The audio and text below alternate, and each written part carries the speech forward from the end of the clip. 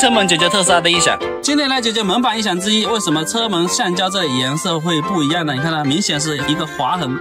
好，我们把门关上，好，再开上，就是因为它和这个地方摩擦，橡胶和橡胶之间摩擦，这种橡胶是很容易老化的，所以这里就会有异响。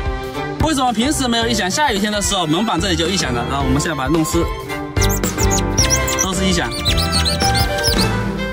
好，那为什么下面没有呢？因为下面的胶条是做了喷塑处理的，它就不会异响。上面的话就是生胶，就很光滑，它是没有做处理的，所以这里碰到下雨天的时候，湿了之后就特别容易有噪音。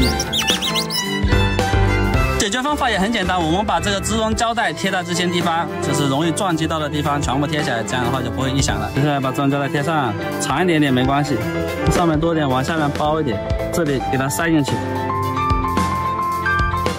第二条贴在这里，多的话可以这样塞进去，这样比较美观。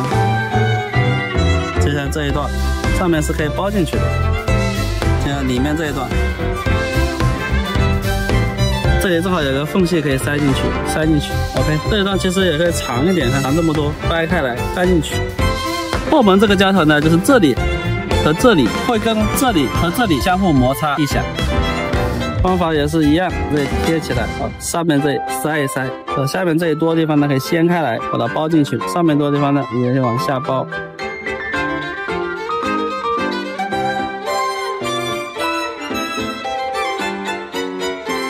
从这里掀开来，塞一塞。